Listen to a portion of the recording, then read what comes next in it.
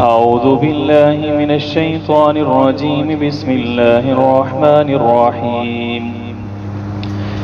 وما كان الله ليضل قوما بعد إذ هداهم حتى يبين لهم ما يتقون. إن الله بكل شيء عليم. إن الله له ملك السماوات والأرض يحيي ويميت وما لكم من دون الله من ولي ولا نصير. لقد تاب الله على النبي والمهاجرين والأنصار الذين اتبعوه في ساعة العسرة من بعد ما كاد يزيغ قلوب فريق منهم ثم تاب عليهم إنه بهم رؤوف رحيم. آمنت بالله صدق اللہ العظیم. پچھلی آیات کے اندر اللہ تبارک و تعالی نے فرمایا کہ اللہ کی حدود میں سے ایک حد یہ بھی ہے کہ نہ تو یہ کسی نبی کے شایان شان ہے، جائز ہے ان کے لیے، اور نہ ہی اہل ایمان کے لیے کہ وہ مشرکین کے لیے دعا کریں، اور مشرکین بھی ایسے کہ جن کا کفر پر ہلاک ہونا معلوم ہو، ان کے لیے آپ جو ہے وہ دعائے استغفار نہیں کر سکتے. ہاں ایک آدمی ہے، زندہ ہے، تو اس کے لیے آپ مغفرت کی دعا اس شرط کے ساتھ کر سکتے ہیں کہ یا باری تعالیٰ اس کو ہدایت دے کر اس کے لیے اس کی مغفرت فرما دیں. تو اس طریقے سے دعا کی جا سکتی ہے. اور پھر سوال یہ پیدا ہوا کہ حضرت ابراہیم علیہ السلام نے بھی تو دعا کی تھی اپنے والد کے لیے، تو اس کے لیے اللہ رب العزت نے فرمایا کہ وہ جو دعا کرنا تھا حضرت ابراہیم علیہ السلام کا، وہ اس وجہ سے تھا کہ انہوں نے اپنے والد کو کہا تھا کہ میں آپ کے لیے استغفار کرتا رہوں گا، تو اس لیے انہوں نے اس کو دعا کو، اس وعدے کو پورا کیا اور اپنے والد کے لیے انہوں نے دعا کی تھی. پھر جب ان کو پتہ چل گیا کہ یہ اللہ کا دشمن تھا، پھر انہوں نے دعا کرنا اس کو ترک کر دیا تھا. وما كان الله ليضل قوما بعد إذ هداهم. اب سوال یہاں پہ یہ پیدا ہوتا ہے کہ اگر تو دعا کرنا ممنوع ہے تو پھر اس کی کوئی سزا بھی ہونی چاہیے کہ باوجود منع کرنے کے دعا کی اگر کسی نے تو اس کے لیے کیا ہے. تو حضرت ابراہیم علیہ السلام نے بھی دعا کی، آپ صلی اللہ علیہ وسلم نے بھی اپنے چچا کے لیے دعا کی، تو ان کا کیا بنے گا؟ تو آگے اللہ تعالیٰ نے اس آیت کے اندر جواب دیا ہے کہ وما كان اللہ، اور نہیں ہے اللہ تعالیٰ ایسے کہ لیضل قوما، کسی قوم کو گمراہ ثابت کر دیں، اس کے اوپر گمراہی کا فتویٰ لگا دیں کسی آدمی کے اوپر، کسی قوم کے اوپر، بعد اذ ہداہم، یہاں تک کہ ان تک ہدایت پہنچ جائے. ہدایت پہنچنے سے پہلے اگر کوئی آدمی کوئی غلطی سرزد ہو جاتی ہے یا کوئی کام کر بیٹھتا ہے تو اس کے اوپر اللہ تعالیٰ گمراہی کا یا کفر کا فتویٰ نہیں لگاتے، بلکہ ہدایت پہنچنے کے بعد پھر جب وہ ضد کرتا ہے، اڑ جاتا ہے، پھر اللہ تعالیٰ اس کے اوپر گمراہی کا مہر لگاتے ہیں. حتی یبین لہم، یہاں تک کہ اس کے اوپر ظاہر ہو جائے ما یتقون، کہ کس چیز سے بچنا ہے، شرک کیا ہے، بدعت کیا ہے، ان چیزوں کا، ان گناہوں کا جب تک پتہ نہیں چلتا اللہ تعالیٰ ایسے انسان کے اوپر مہر نہیں لگاتے. ان اللہ بکل شیء علیم، بے شک اللہ تعالیٰ بکل شیء علیم، ہر ایک چیز کو جاننے والے ہیں. ان اللہ لہ ملک السماوات والارض، بے شک اللہ تعالیٰ ہی کے لیے ہے ملک السماوات والارض، آسمانوں اور زمینوں کی بادشاہی. چونکہ جہاد کا تذکرہ ہے نا، غزوہ تبوک کا ذکر ہے، جہاد کا تذکرہ ہے، اللہ کے راستے کے اندر نکلو، لڑائی کرو، تو سوال یہ پیدا ہوتا ہے کہ کیا یہ لڑائی کرنا ملک حاصل کرنے کے لیے ہے، بادشاہی حاصل کرنے کے لیے ہے، اقتدار حاصل کرنے کے لیے ہے؟ تو اللہ تعالیٰ نے فرمایا کہ یہ مقصد نہیں ہوتا مسلمانوں کے لڑائی کرنے کا، کیونکہ مسلمان کا عقیدہ اور نظریہ کیا ہوتا ہے کہ ان اللہ لہ ملک السماوات والارض، اللہ ہی کے لیے ہے آسمانوں کی اور زمینوں کی بادشاہی. یحیی و یمیت، وہی زندہ کرتا ہے، وہ یمیت ہو، اور وہی انسان کو موت دیتا ہے. وما لکم من دون اللہ، کیونکہ انسان جب لڑائی کے لیے جاتا ہے تو اس کے ذہن کے اندر کیا ہوتا ہے کہ مجھے کافر مار نہ ڈالیں، تو اللہ تعالیٰ فرماتے ہیں کہ اللہ تعالیٰ ہی انسان کو زندہ کرتا ہے اور اللہ تعالیٰ ہی اس کو موت دیتے ہیں. وَمَا لَكُم مِّن دُونِ اللَّهِ، اور نہیں ہے تمہارے لیے اللہ تعالیٰ کے علاوہ مِن وَلِيٍّ، نہ کوئی تمہارا دوست ہے، ولا نصیر، اور نہ ہی کوئی تمہارا مددگار ہے۔ ولی کہتے ہیں ایسی ہستی کو، ایسے آدمی کو جو انسان کے اوپر مصیبت آنے ہی نہیں دیتا، اور نصیر کہتے ہیں ایسے کو کہ اگر کوئی مصیبت آ جائے تو مصیبت کا مقابلہ کرنے لگ جائے۔ تو یہ ولی اور نصیر کے اندر فرق ہے۔ ایک اور فرق بھی بتایا تھا، کسی کو یاد ہے؟ ولی اور نصیر کے اندر کیا فرق ہے؟ ولی وہ ہوتا ہے جو اچھے حالات کے اندر انسان کے ساتھ دوستی نبھاتا ہے، اور نصیر وہ ہوتا ہے جو برے حالات کے اندر انسان کی مدد کرتا ہے۔ لَقَدْ تَابَ اللَّهُ عَلَى النَّبِيِّ، تحقیق تاب اللہ علی النبی، اللہ تعالیٰ نے تاب اللہ تعالیٰ نے رحم فرمایا، اللہ تعالیٰ متوجہ ہوئے علی النبی، اپنے نبی کے اوپر، والمہاجرین، اور مہاجرین کے اوپر، والانصاری، اور انصار کے اوپر۔ اور اللہ تعالیٰ نے رحم کیا فرمایا کہ آپ صلی اللہ علیہ وسلم کو رسالت عطا کی، نبوت عطا کی، یہ اللہ تعالیٰ نے رحم فرمایا۔ آپ کو جنگ کے اندر قیادت عطا فرمائی، یہ اللہ تعالیٰ نے آپ صلی اللہ علیہ وسلم کے اوپر رحم فرمایا، نظر کرم فرمائی۔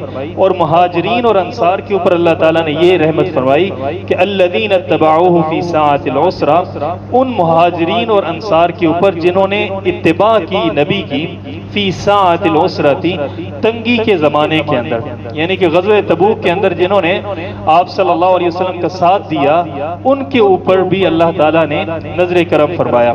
اور اللہ تعالیٰ کا یہ نظر کرم تھا کہ وہ لوگ آپ صلی اللہ علیہ وسلم کی میت کے اندر، آپ کے ساتھ جنگ کے اندر شامل ہوئے۔ اگر وہ پیچھے رہ جاتے تو ان کا شمار بھی انہی لوگوں کے اندر ہو جاتا، گناہگاروں کے اندر۔ تو فرمایا کہ یہ اللہ تعالیٰ کی طرف سے رحم تھا، اللہ تعالیٰ کا کرم تھا۔ یہ جو توبہ کا لفظ ہے نا، یہ دونوں معنوں کے اندر پایا جاتا ہے۔ توبہ کا مطلب ایک ہوتا ہے کہ توبہ کرنا، فلاں بندے نے توبہ کی، اور جب اللہ تعالیٰ کی طرف سے توبہ کی نسبت ہوتی ہے تو اس کا مطلب یہ ہوتا ہے کہ اللہ تعالیٰ نے توبہ قبول فرمائی، یا اللہ تعالیٰ نے نظر کرم فرمائی، اللہ تعالیٰ رحم کے ساتھ ان کی طرف متوجہ ہوئے۔ فی ساعۃ العسرۃ، اس تنگی کے زمانے کے اندر جنہوں نے آپ صلی اللہ علیہ وسلم کی اتباع کی، اللہ تعالیٰ نے ان کے اوپر بھی نظر کرم فرمائی۔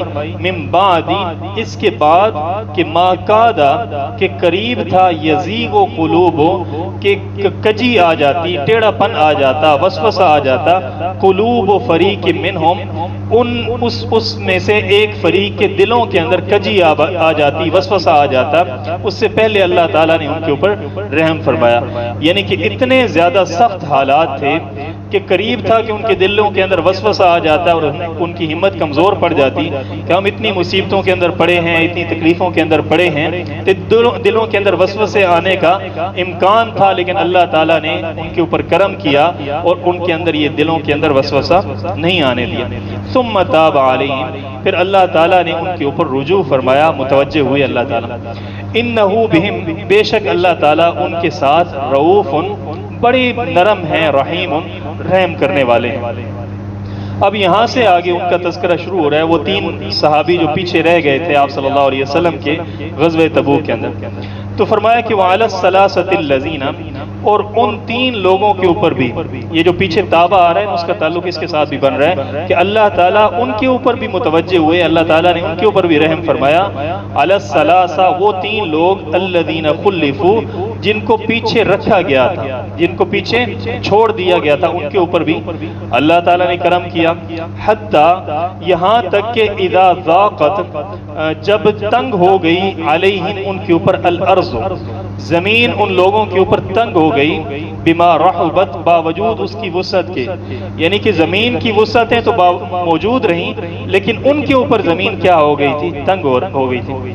وضاقت علیہم، اور تنگ ہو گئے ان کے اوپر، انفسہم، ان کی اپنی جانیں جو ہیں ان سے بھی وہ تنگ ہو گئے تھے۔ وظنوا، اور انہوں نے یہ گمان کر لیا، اللہ ملجأ من اللہ، کہ نہیں ہے کوئی ٹھکانہ، کوئی پناہ گاہ نہیں ہے، من اللہ، اللہ تعالیٰ سے بچنے کی، الا الیہ، مگر صرف اور صرف اللہ تعالیٰ کی ذات ہے۔ اللہ کے علاوہ کوئی بچنے کا ٹھکانہ نہیں ہے، کوئی پناہ گاہ نہیں ہے، صرف اور صرف اللہ تعالیٰ کی ذات ہی ہمیں بچا سکتی ہے۔ ثم تاب علیہم، پھر اللہ تعالیٰ ان کے اوپر متوجہ ہوئے، لیتوبوا، تاکہ وہ لوگ توبہ کر لیں۔ ان اللہ هو التواب الرحیم، بے شک اللہ تعالیٰ وہ التواب، توبہ کو قبول کرنے والے ہیں، الرحیم، رحم کرنے والے ہیں۔ تو یہ تین صحابی تھے آپ صلی اللہ علیہ وسلم کے جو پیچھے رہ گئے تھے، اور ان تین صحابہ کے نام جو ہے نا وہ کتابوں کے اندر آتا ہے کہ ایک تو ہیں حضرت کعب بن مالک رضی اللہ تعالیٰ عنہ، تو بڑے مشہور جلیل القدر صحابی ہیں، شاعر بھی بہت اچھے تھے، اور اس کے علاوہ ایک صحابی ہیں، ان کا نام ہے ہلال ابن امیہ رضی اللہ تعالیٰ عنہ، اور تیسرے ہیں مرارہ بن ربیع۔ یہ تین صحابی ہیں جو پیچھے رہ گئے تھے، اور یہ جو مرارہ بن ربیع ہیں یا ہلال ابن امیہ ہیں، یہ دونوں کے دونوں وہ صحابی تھے جو غزوہ بدر کے اندر بھی شریک رہے تھے، تو اتنے جلیل القدر صحابی ہیں۔ اچھا، یہ تین نام ہیں، یہ اکثر بھول جاتے ہیں، تو ان کو یاد رکھنے کا نا ہم نے ایک فارمولہ بنائے ہوئے ہیں۔ یہ آپ نے تجوید پڑھی ہے تو آپ کو پتہ ہوگا کہ اگر مشکل چیزیں ہوں نا ان کو اکٹھا یاد کرنے کے لیے ایک سیٹ بنا لیتے ہیں، جیسے کہ موٹے حروف کو یاد کرنے کا طریقہ کیا ہے، خص ضغط کز، ویسے اگر آپ موٹے حروف یاد کریں نا، خا ہے، سواد ہے، ضاد ہے، وہ بڑے مشکل ہو جاتے ہیں، تو اس کا ایک سیٹ بنا لیتے ہیں، خص ضغط کز۔ تو یہ جو 7 حروف ہیں یہ کون سے ہیں، موٹے پڑے جاتے ہیں۔ کلکلا والے کون سے حروف ہیں جی، کتب و جد، آسان ہو جاتا ہے، 2 لفظ یاد کرنے مشکل نہیں ہوتا۔ تو اس کا طریقہ یہ ہے کہ لفظ ہے مکہ، تو جب مکہ آپ لیں گے تو اس کے اندر میم سے بنتا ہے مرارہ بن ربیع، کاف سے بنتا ہے کعب بن مالک، اور ہا سے ہلال ابن امیہ۔ تو یہ امتحانوں کے اندر سوال آتے تھے نا، پھر صحابہ کے نام یاد رکھنے مشکل ہوتے تھے، اس طریقے سے پھر اس کو ہم یاد رکھتے تھے۔ تو یہ 3 صحابی تھے، ان میں سے حضرت کعب بن مالک جو ہے نا یہ پیچھے رہ گئے، یہ ایسے صحابی تھے جو بدری نہیں تھے، انہوں نے بدر کے اندر شرکت نہیں کی۔ تو اس کے علاوہ جو 2 صحابی تھے انہوں نے بدر کے اندر شرکت کی، تو ان کا جو ہے نا اپنا واقعہ آتا ہے کتابوں کے اندر، تو مختلف روایات کے اندر یہ واقعہ آتا ہے، بڑا جو ہے نا وہ اس کو کیا کہتے ہیں، متاثر کن قسم کا واقعہ ہے، حضرت کعب بن مالک رضی اللہ تعالیٰ عنہ خود بیان کرتے ہیں۔ تو یہاں پر ہے جی حضرت کعب بن مالک رضی اللہ تعالیٰ عنہ کے پوتے ہیں حضرت عبد الرحمن ابن عبداللہ، یہ روایت بیان کرتے ہیں کہ مجھے میرے والد نے سنایا کہ جب کعب بن مالک بالکل بزرگ ہو گئے تھے، بوڑھے ہو گئے تھے اور نابینا ہو گئے تھے، تو میں ان کو اپنے ساتھ لے کر چلتا تھا، جہاں جانا ہوتا تھا ان کو ساتھ لے کر نکلتا تھا۔ تو کہتے ہیں کہ میں نے قال سمعت کعب بن مالک، کہ میں نے سنا کعب بن مالک سے یحدث، کہ وہ بیان کرتے ہیں اپنا قصہ جب وہ غزوہ تبوک سے پیچھے رہ گئے تھے۔ تو وہ کہتے ہیں کہ میں کسی بھی غزوے کے اندر پیچھے نہیں رہا، صرف بدر کے اندر پیچھے رہا ہوں اور غزوہ تبوک کے اندر پیچھے رہا ہوں۔ اور غزوہ بدر کے اندر پیچھے رہنے کی وجہ وہ یہ بیان کرتے ہیں کہ کیونکہ آپ صلی اللہ علیہ وسلم نے جنگ کا اعلان نہیں کیا تھا، آپ نے فرمایا تھا کہ ہم نے قافلہ روکنا ہے، جو آنا چاہتا ہے ہمارے ساتھ آ جائے، جو نہیں آنا چاہتا وہ نہ آئے، تو اس کی اتنی زیادہ اہمیت نہیں تھی۔ تو جو لوگ پیچھے رہ گئے تھے اس کی ہم نے، آپ صلی اللہ علیہ وسلم نے بھی اتنی زیادہ سختی نہیں کی، اللہ تعالیٰ کی طرف سے بھی ان کے اوپر کوئی سختی نہیں تھی، تو اس غزوے کے اندر میں پیچھے رہ گیا تھا۔ اس کے علاوہ ہر ایک غزوے کے اندر مجھے شرکت کرنے کا موقع ملا، تو اس غزوہ بدر کے علاوہ غزوہ تبوک ایسا غزوہ تھا کہ جس کے اندر میں شرکت نہیں کر سکا۔ وہ کہتے ہیں کہ جب بھی آپ صلی اللہ علیہ وسلم نکلتے تھے کسی غزوے کے موقع پر، تو آپ پہلے بتاتے نہیں تھے کہ کس طرف سے جانا ہے، کہاں پہ جانا ہے، کس کے ساتھ جنگ لڑنی ہے، تو آپ صلی اللہ علیہ وسلم توریہ کرتے تھے۔ توریہ کہتے ہیں کہ ایک بات جو ہے اس کو آدمی گھما دیتا ہے، کہ وہ جھوٹ نہیں ہوتی لیکن اگلا سمجھنے والا اور سمجھ رہا ہوتا ہے اور کہنے والے کی مراد اور ہوتی ہے۔ یعنی کہ اگر آپ صلی اللہ علیہ وسلم نے جانا ہوتا بدر کی طرف تو آپ پوچھتے تھے کہ یہ جو احد کا علاقہ ہے یہ کیسا ہے، وہاں پر کیا کوئی کنواں ہے یا نہیں ہے، اس کے راستے کہاں سے جاتے ہیں۔ تو اگر کوئی منافق سن رہا ہوتا تو وہ یہ سمجھتا تھا کہ احد کی طرف جانا ہے، اور جب اچانک نکلنے کا ٹائم ہوتا تو آپ فرماتے تھے کہ ہم نے بدر کی طرف جانا ہے۔ تو اس طریقے سے آپ توریہ کرتے تھے، پہلے نہیں بتاتے تھے۔ یہ صرف غزوہ تبوک کے اندر آپ صلی اللہ علیہ وسلم نے پہلے سے بتا دیا کہ ہم نے کدھر جانا ہے، تبوک کی طرف جانا ہے اور روم والوں کے ساتھ ہم نے مقابلہ کرنا ہے۔ تو کہتے ہیں کہ آپ صلی اللہ علیہ وسلم کی یہ بتانے کا مقصد یہ تھا کہ چونکہ یہ بڑی ایک جنگ تھی تو آپ صلی اللہ علیہ وسلم نے پہلے سے بتا دیا کہ مسلمان اچھے طریقے سے تیاری کر لیں۔ تو کہتے ہیں کہ اس وقت یعنی کہ غزوہ تبوک سے پہلے میرے حالات اتنے اچھے تھے کہ کبھی اتنے اچھے حالات میرے نہیں تھے، کبھی میرے پاس 2 سواریاں نہیں ہوتی تھیں، لیکن جب غزوہ تبوک کا وقت آیا تھا تو میرے پاس 2 سواریاں تھیں۔ تو جب آپ صلی اللہ علیہ وسلم نے فرمایا کہ ہم جا رہے ہیں، ہم جائیں گے تبوک کے اندر روم کے ساتھ لڑائی کریں گے، تو کہتے ہیں کہ سارے کے سارے مسلمان تیار ہونے لگے، اور تعداد اتنی زیادہ تھی کہ بعض روایات کے اندر آتا ہے کہ مسلمان 70,000 کی تعداد کے اندر تھے، بعض کے اندر آتا ہے کہ 40,000 اور بعض کے اندر آتا ہے کہ 30,000 مسلمان تھے۔ تو اتنے زیادہ جب مسلمان تھے تو وہ کہتے ہیں کہ وَلَا يَجْمَعُهُمْ كِتَابٌ، تو آپ صلی اللہ علیہ وسلم نے کسی کو اس بات پر مقرر نہیں کیا کہ آپ نام لکھیں کہ کون کون سے صحابی اس کے اندر شرکت کر رہے ہیں۔ تو وہ کہتے ہیں کہ کعب بن مالک فرماتے ہیں کہ فما رجل یرید، کوئی بھی آدمی اگر چاہتا کہ وہ یتغیب، وہ اس غزوے سے پیچھے رہ جائے، غائب ہو جائے، تو وہ غائب ہو سکتا تھا، آپ صلی اللہ علیہ وسلم کو پتہ نہیں چل سکتا تھا، سوائے یہ کہ اللہ تعالیٰ وہی فرما دیں اور آپ صلی اللہ علیہ وسلم کو پتہ چل جائے، اس کے علاوہ آپ کو پتہ نہیں چل سکتا۔ تو کہتے ہیں کہ یہ زمانہ ایسا تھا، طابت الثمار، بڑے درختوں کے اوپر پھل بڑے آئے ہوئے تھے، اور بڑے جو ہے نا لوگ سائے کو پسند کرتے تھے۔ تو کہتے ہیں کہ میں نے سوچا کہ میں تو میرے پاس سواریاں موجود ہیں اور بڑی تیز رفتار سواریاں ہیں، تو میں آج نہیں تو کل آپ صلی اللہ علیہ وسلم کے ساتھ نکل پڑوں گا، مسئلہ ہی کوئی نہیں ہے۔ تو کہتے ہیں کہ مسلمان نکل پڑے، اور میں یہی سوچتا رہ گیا کہ آج جاتا ہوں، کل جاتا ہوں، ہر روز صبح ارادہ کرتا کہ اب آج جو ہے نا وہ ضرور جانا ہے، سواری وغیرہ تیار کرتا، پھر کوئی خیال آتا پیچھے رہ جاتا۔ تو کہتے ہیں اسی طریقے سے دن گزرتے گئے، اور وہ اس افسوس کا اظہار کرتے ہیں کہ کاش میرے ساتھ یہ معاملہ نہ ہوتا اور میں آپ صلی اللہ علیہ وسلم کے ساتھ نکل پڑتا۔ اب آپ صلی اللہ علیہ وسلم نے بھی پوچھا نہیں، پورا راستہ چلتے چلے گئے، حضرت کہاں پیچھے رہ گئے، اور آپ نے پورے راستے کے اندر پوچھا نہیں کہ کعب بن مالک ہیں یا نہیں ہے، کیونکہ بڑے مشہور آدمی تھے، لیکن آپ صلی اللہ علیہ وسلم نے ان کے بارے میں نہیں پوچھا۔ تو یہ انہوں نے ذکر اس لیے کیا کہ اگر آپ صلی اللہ علیہ وسلم پوچھتے تو پھر مجھے کوئی نہ کوئی آ کر بتا دیتا اور میں پیچھے سے جلدی سے بھاگ کر پہنچ جاتا۔ تو کہتے ہیں کہ پورا راستہ آپ صلی اللہ علیہ وسلم نے کوئی میرا جنم احوال نہ پوچھا، تو حتیٰ کہ آپ صلی اللہ علیہ وسلم تبوک میں پہنچ گئے۔ اب وہاں پہنچ کر ایک دن آپ صلی اللہ علیہ وسلم بیٹھے تھے، وہ جالس فی القوم بتبوک، تبوک کے اندر بیٹھے تھے، تو آپ نے فرمایا کہ ما فعل کعب، کعب کے ساتھ کیا معاملہ ہوا ہے، وہ نظر نہیں آ رہے۔ تو کہتے ہیں کہ فقال رجل من بنی سلمہ، بنو سلمہ کا ایک آدمی کہنے لگا یا رسول اللہ حبسہ برداہ، اس کو تو اس کی چادروں نے روک لیا ہے، کہ نئی اس نے دو چادریں لی ہیں بڑی خوبصورت قسم کی، ایک نیچے باندھ لیتے ہیں، وہ اوپر باندھ لیتے ہیں، اور اسی کو دیکھتے رہتے ہیں، اسی کے اندر خوش ہوتے رہتے ہیں، تو وہ اس لیے پیچھے رکے ہیں۔ تو کہتے ہیں کہ فقال معاذ بن جبل، حضرت معاذ بن جبل رضی اللہ تعالیٰ عنہ کہنے لگے بئس ما قلت، کہ یہ تو نے بڑی بری بات کی ہے، کہ اس طرح کی بات حضرت کعب کے بارے میں نہیں کرنی چاہیے۔ یا رسول اللہ ما علمنا علیہ الا خیرا، کہ ہم نے تو کعب کے اندر خیر کے علاوہ کچھ نہیں دیکھا، کہ وہ تو بڑے اچھے آدمی ہیں، نیک آدمی ہیں، صرف چادروں کی وجہ سے، باغات کی وجہ سے وہ گھر کے اندر رک جائیں، یہ بات نہیں ہے۔ تو کہتے ہیں فسکت رسول اللہ صلی اللہ علیہ وسلم، تو آپ صلی اللہ علیہ وسلم خاموش ہو گئے۔ قال کعب بن مالک فلما بلغنی، کہ جب مجھے یہ خبر پہنچی انہ اتوجہ، کہ وہ آپ صلی اللہ علیہ وسلم پیچھے آ رہے ہیں، تو مجھے بڑی فکر ہوئی کہ اب کیا کروں گا میں۔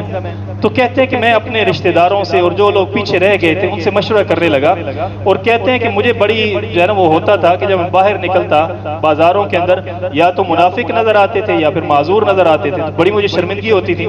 تو کہتے ہیں کہ میں نے سوچا کہ اب کیا کرنا چاہیے اگر آپ صلی اللہ علیہ وسلم واپس آ گئے۔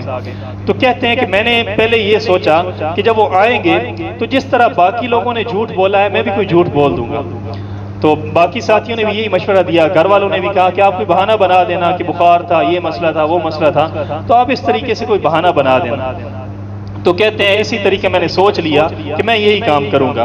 وَأَصْبَحَ رسول اللہ صلی اللہ علیہ وسلم، حتیٰ کہ یہ معاملہ ہو گیا کہ آپ صلی اللہ علیہ وسلم واپس تشریف لائے، اور آپ صلی اللہ علیہ وسلم کا معمول یہ تھا کہ بدا بالمسجد فیرکع فی رکعتین، کہ جب بھی آپ صلی اللہ علیہ وسلم نے کہیں جانا ہوتا تو بھی 2 رکعتیں پڑھتے مسجد کے اندر آ کر، اور جب کہیں سے واپس آتے تھے تو بھی 2 رکعتیں آ کر مسجد کے اندر پڑھتے تھے۔ تو آپ صلی اللہ علیہ وسلم تشریف لائے، ثم جلس للناس، پھر آپ لوگوں کے لیے بیٹھ گئے۔ فلما فعل ذلك، پھر یہ ہوا کہ جاءہ المخلفون، پھر وہ لوگ جو پیچھے رہ گئے تھے وہ آنے لگے۔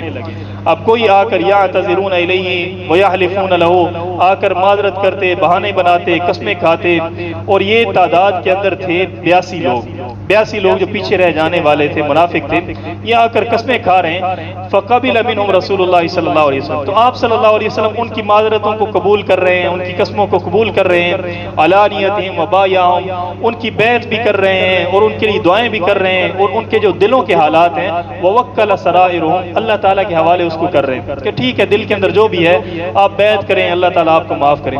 کہتے ہیں فجئتہ, بس پھر میں آیا, فلما سلمت علیہ, پھر جب میں نے ان کے اوپر سلام پیش کیا آپ صلی اللہ علیہ وسلم کے اوپر, تو تبسم تبسم المغضب, تو آپ صلی اللہ علیہ وسلم مسکرائے, لیکن مسکرانے کا انداز یہ تھا کہ جیسے آدمی بڑا غصے کے اندر ہوتا ہے اور پھر وہ مسکراتا ہے, تو آپ نے اس انداز کے اندر آپ صلی اللہ علیہ وسلم مسکرائے. پھر آپ صلی اللہ علیہ وسلم نے فرمایا تعالی, ذرا قریب آؤ. فجئت امشی, پھر میں چلتا ہوا آپ صلی اللہ علیہ وسلم کے قریب آیا. حتی جلست بین یدیہ, پھر میں آپ صلی اللہ علیہ وسلم کے سامنے آ کر بیٹھ گیا. فقال, آپ صلی اللہ علیہ وسلم نے فرمایا ما خلفک, آپ کو کس چیز نے پیچھے چھوڑ دیا تھا؟ الم تکن قد اتبعت, کیا تو ایسا نہیں تھا کہ تو ہمارے ساتھ پیچھے چلتا, ہمارے ساتھ آتا؟ تو کہتے ہیں حضرت کعب بن مالک کہتے ہیں کہ لقد علمت لئن حدثتک, یا رسول اللہ میں یہ بات جانتا ہوں کہ اگر آج کے دن میں آپ کے سامنے حدیث کذب, کوئی ایسی بات کر دوں جو جھوٹی ہے, تو ترضا بھی عنی, تو آپ ہو سکتا ہے میرے ساتھ راضی ہو جائیں, اور جس طرح آپ نے باقی لوگوں کو معاف کر دیا ہے مجھے بھی آپ معاف کر دیں. لیکن یا رسول اللہ اگر میں آپ کے سامنے آج کے دن جھوٹ بولوں گا تو اللہ تعالیٰ اگر آپ کی طرف وہی کر دیں تو پھر میرے لیے معاملہ کیا ہو جائے گا, زیادہ مشکل ہو جائے گا. پھر آپ نے فرمایا کہ واللہ ما کان لی من عذر, یا رسول اللہ میرا تو کوئی عذر نہیں تھا, بس میں تو ڈھیل کی وجہ سے, اپنی غفلت کی وجہ سے پیچھے رہ گیا تھا. واللہ ما کنت قط اقوا, یا رسول اللہ کبھی بھی میں اتنا طاقتور نہیں تھا, ولا ایسر منی, اور نہ ہی میں اس سے زیادہ کبھی آسانی کی حالت کے اندر تھا. حین تخلفت عنکا, جبکہ میں آپ سے پیچھے رہ گیا, یعنی کہ پہلے کبھی اتنی خوشحالی کی حالت نہیں تھی جتنی آج کے دن تھی. تو یا رسول اللہ یہ میری غفلت تھی, تو یہ میں نے آپ کے سامنے سچ بول دیا. تو آپ صلی اللہ علیہ وسلم نے جب دیکھا تو آپ نے فرمایا کہ فقم, کھڑے ہو جاؤ, حتی یقضی اللہ فیکا, یہاں تک کہ اللہ تعالیٰ تمہارا فیصلہ فرما دے. تو کہتے ہیں فقم تو وسارا, میں کھڑا ہو گیا, وسارا اور چل پڑا.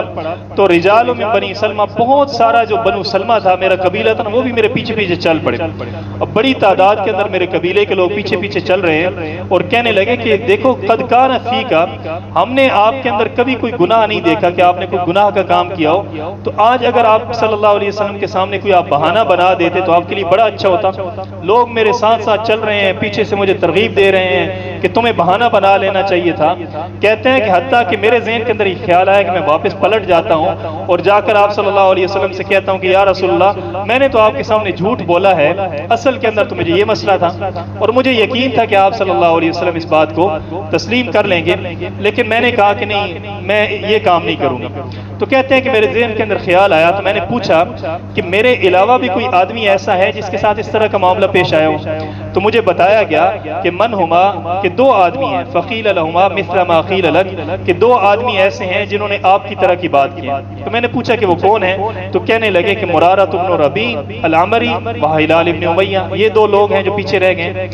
تو جب اتنے نیک لوگوں کے بارے میں نے سنا کہ قد شاہدہ بدرن, کہ وہ بدر کے اندر شریک ہوئے ہیں, پھر بھی وہ پیچھے رہ گئے ہیں اور انہوں نے بھی جھوٹ نہیں بولا اور انہوں نے آ کر یہ بات کی ہے, تو کہتے ہیں کہ مجھے یہ خیال آیا کہ مجھے بھی ایسے ہی کرنا چاہیے تھا. میں نے جو کام کیا ہے سچ بولا ہے, مجھے ایسے ہی کرنا چاہیے تھا. اب آپ صلی اللہ علیہ وسلم نے فرمایا, آپ صلی اللہ علیہ وسلم منع فرما دیا, ونہا رسول اللہ صلی اللہ علیہ وسلم عن کلامنا, کہ آپ نے جتنے بھی لوگ ہیں انہوں نے ان تین بندوں کے ساتھ کلام نہیں کرنا, بات چیت جو ہے وہ ہمارے ساتھ بند ہو گئی. فاجتبین الناس, اب لوگوں نے ہمارے سے گریز کرنا شروع کر دیا, ہمیں چھوڑ دیا. وتغیروا ناحتی, اور ہمیں جو ہے نا بالکل ہمارے سے اجنبی ہو گئے, تبدیل ہو گئے.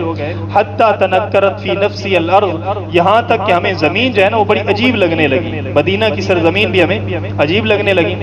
فلبسنا علی ذلک 50 لیلۃ, اسی طریقے کے اندر ہم نے 50 راتیں گزار دی.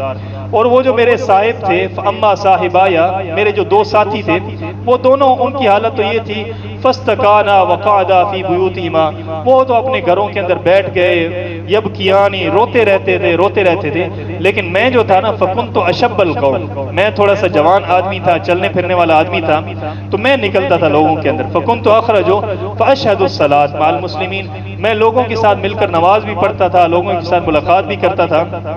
لیکن ہوتا یہ تھا کہ اطوف فی الاسواق ولا یکلمنی احد، کہ میرے ساتھ کوئی آدمی بات نہیں کرتا تھا جب میں شہر کے اندر بازار کے اندر چلتا تھا. وہ اتا رسول اللہ صلی اللہ علیہ وسلم، میں آتا آپ صلی اللہ علیہ وسلم کے پاس، فاسلم علیہ، میں ان کے اوپر سلام پیش کرتا، وہ فی مجلسی، اور وہ اپنی مجلس کے اندر بیٹھے ہوتے تھے نماز کے بعد. فاقول فی نفسی، اور میں اپنے ذہن کے اندر سوچتا، اپنے نفس کے اندر کہتا کہ حل حرک شفتیہ، کیا آپ صلی اللہ علیہ وسلم کے ہونٹ ہلے ہیں، یا کیا یہ ہونٹ میرے لیے اب کبھی ہلیں گے. اتنا مطلب دل کے اندر تمنا ہوتی تھی کہ سلام پیش کرتے اور آگے سے آپ صلی اللہ علیہ وسلم کے ہونٹوں کو دیکھتے رہتے کہ کیا آپ صلی اللہ علیہ وسلم کے ہونٹ میرے لیے ہلے ہیں یا نہیں ہلے. ثم اصلی قریبا، پھر میں نماز پڑھتا آپ صلی اللہ علیہ وسلم کے بالکل قریب، اور میں کیا کرتا تھا، فاسارقہ النظر، میں اپنی آنکھوں کی چور آنکھوں سے آپ صلی اللہ علیہ وسلم کو دیکھتا تھا. اور جب میں نماز پڑھ رہا ہوتا تھا تو آپ صلی اللہ علیہ وسلم میری طرف دیکھتے تھے، اور جب میں تھوڑی سی آنکھ اٹھا کر دیکھتا تو آپ صلی اللہ علیہ وسلم دوسری طرف دیکھنا شروع کر دیتے تھے. تو کہتے ہیں اسی طریقے سے جو ہے نا وہ دن گزرتے گئے، حتیٰ کہ ایک دن میں نے سوچا کہ جو میرا سب سے زیادہ قریبی دوست ہے، رشتہ دار ہے، میں اس کے پاس جاتا ہوں. تو میں نے اس کی جو ہے نا وہ دیوار پھلانگی اور اس کے پاس گیا، تو وہ تھے حضرت قتادہ رضی اللہ تعالیٰ عنہ. تو ان کے پاس میں پہنچا اور میں نے ان سے جا کر کہا کہ مجھے سب سے چونکہ وہ پیارے تھے تو میں نے ان کے اوپر سلام پیش کیا. تو فواللہ ما رد علیہ السلام، تو انہوں نے مجھے سلام کا جواب نہیں دیا. تو میں نے کہا یا ابا قتادہ، اے ابو قتادہ، انشدک باللہ، میں تمہیں اللہ کی قسم دیتا ہوں، حل تعلمنی احب اللہ، کیا تم نہیں جانتے کہ میں اللہ سے محبت کرتا ہوں، اللہ کے رسول سے محبت کرتا ہوں. تو کہتے ہیں فسکت، وہ آگے سے خاموش ہو گئے. پھر میں نے قسم دی ان کو، پھر قسم دی، 3 دفعہ قسم دی. تو پھر وہ آگے سے کہنے لگے اللہ و رسول عالم، اللہ بہتر جانتے ہیں اور اس کے رسول جانتے ہیں کہ کیا تمہارے دل کے اندر محبت ہے یا نہیں ہے، تو تمہارا کیا معاملہ ہے، اس کو اللہ اور اس کے رسول ہی بہتر جانتے ہیں. تو کہتے ہیں ففاضت عینایا، تو میری آنکھیں بہنے لگیں. اب تو مجھے اور زیادہ افسوس ہوا کہ جس کے ساتھ سب سے زیادہ محبت ہے، تعلق ہے، اس کو میرے ایمان کے اوپر شک ہے، وہ میرا معاملہ اللہ کے سپرد کر رہے ہیں. تو کہتے ہیں ففاضت عینا، تو میں نے پھر وہ دیوار پھلانگی اور واپس آ گیا. اور جب میں بازار سے گزر رہا تھا تو میں نے دیکھا کہ ایک کسان جو ہے نا وہ شام کے علاقے سے آیا ہے اور وہ مجھے تلاش کر رہا ہے. تو اس نے لوگوں کے اندر آواز لگائی کہ کعب کہاں پہ ہے. تو اب لوگوں نے جو ہے نا مجھے دیکھا، لیکن کسی نے بھی نا زبان سے نہیں کہا کہ یہ کعب ہے، سب نے اشارہ کر دیا میری طرف. تو کہتے ہیں پھر مجھے بہت زیادہ دکھ ہوا. تو وہ جو نبتی ہے، وہ جو کسان تھا، وہ میرے پاس آیا اور اس نے ایک خط مجھے پیش کیا اور کہنے لگا کہ یہ جو شام کا امیر ہے، بادشاہ ہے، اس نے آپ کی طرف خط لکھا ہے. تو کہتے ہیں کہ جب میں نے وہ خط کھولا تو اس کے اندر میں نے دیکھا کہ وہ ملک غسان کی طرف سے وہ خط تھا، اور اس کے اندر لکھا ہوا تھا اما بعد فإنه قد بلغني ان صاحبتی قد جفاک، کہ ہم نے یہ سنا ہے کہ تمہارے جو دوست ہیں انہوں نے تمہارے ساتھ کیا کیا ہے، ظلم کیا ہے، انہوں نے بے وفائی کی ہے.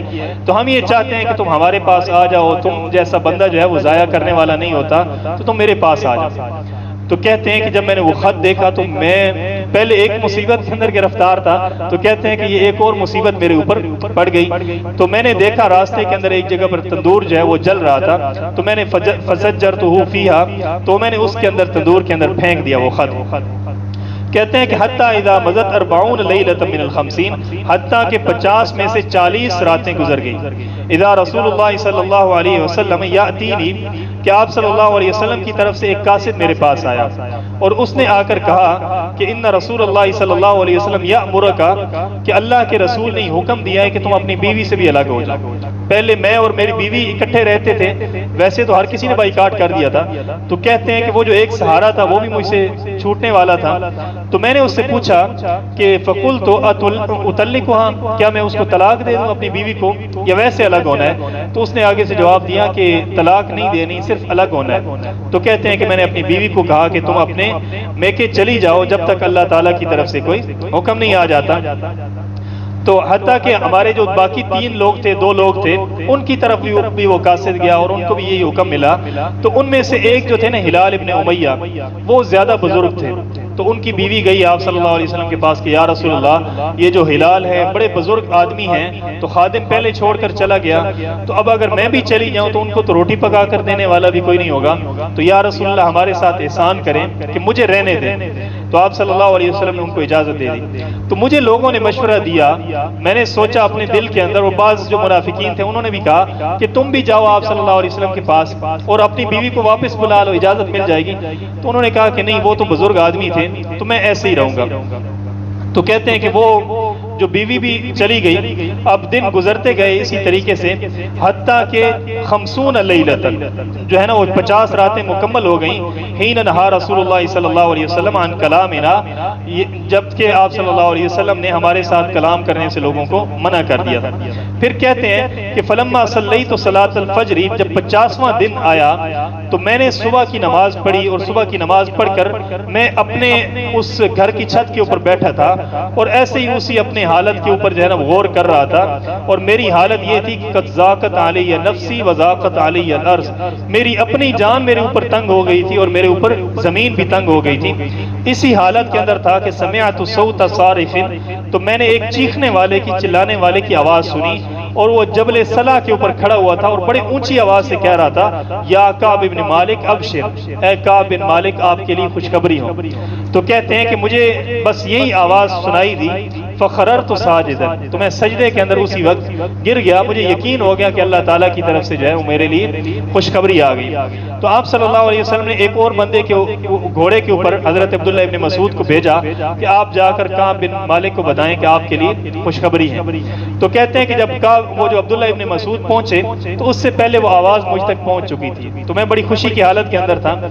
تو جب حضرت عبداللہ ابن مسعود پہنچے اور انہوں نے بتایا کہ آپ کے لیے خوشخبری ہے، تو کہتے ہیں کہ میرے جسم کے اوپر اس وقت جو لباس تھا سب سے قیمتی لباس تھا.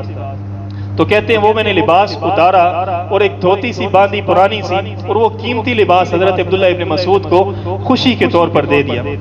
اب انہوں نے مجھے بتایا کہ آپ صلی اللہ علیہ وسلم نے آپ کو بلایا ہے اور آپ آئیں.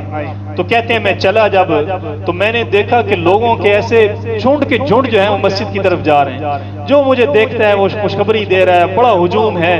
مسجد نبوی کے اندر پہنچتا ہوں، مسجد نبوی بھری ہوئی ہے اور لوگ جو ہیں وہ مجھے خوشخبری دے رہے ہیں. کہتے ہیں کہ میں پہنچا آپ صلی اللہ علیہ وسلم کے پاس، جالس حولہ الناس، کہ آپ صلی اللہ علیہ وسلم بیٹھے ہیں، لوگ آپ کے آس پاس بیٹھے ہیں. فقام الی طلحہ، تو حضرت طلحہ میرے لیے کھڑے ہوئے. باقی مہاجرین جو ہیں وہ بیٹھے رہے، حضرت طلحہ کھڑے ہوئے میرے لیے، اور انہوں نے میرے ساتھ مصافحہ کیا، مجھے مبارکباد دی. تو کہتے ہیں کہ ان کے علاوہ کوئی جو ہے نا وہ کھڑا نہیں ہوا مبارک دینے کے لیے. تو کہتے ہیں کہ یہ بات مجھے بھولتی نہیں ہے. تو جب انسان کو ایسے لمحات ہیں نا وہ یاد رہتے ہیں. تو کہتے ہیں کہ حضرت طلحہ مجھے بڑے یاد رہتے ہیں کہ اس دن انہوں نے پہلے کھڑے ہو کر مجھے مبارک دی.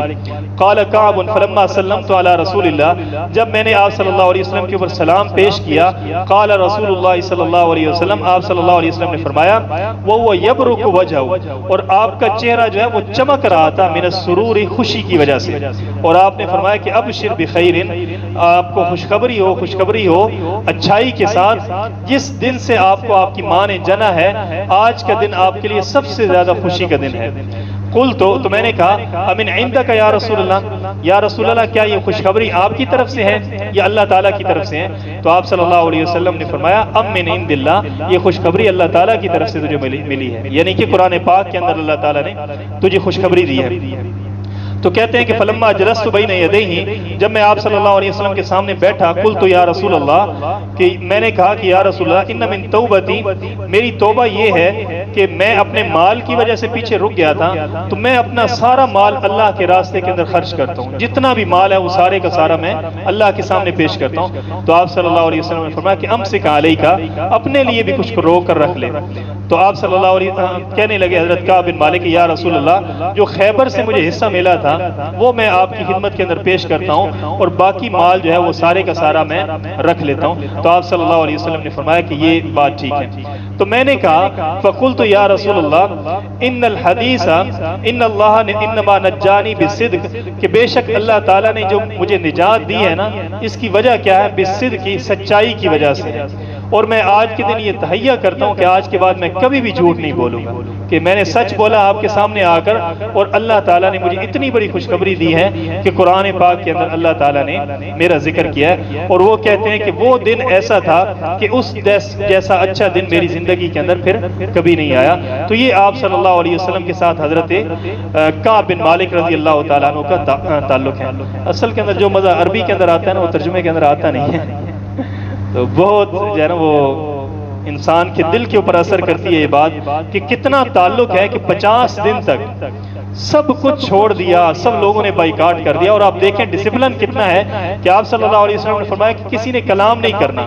تو پھر ایسا نہیں تھا کہ مدینے کے اندر لوگ چھپ چھپ کر آپ سے ملیں، جتنے بھی صحابی تھے سب نے بائیکاٹ کر دیا. ہمارے تو کیا کہتے ہیں، وزیر اعظم صاحب کہتے ہیں کہ کوئی ایم این اے جو ہے وہ کسی سے ملے گا نہیں، پھر کیا ہوتے ہیں لوٹے بن جاتے ہیں.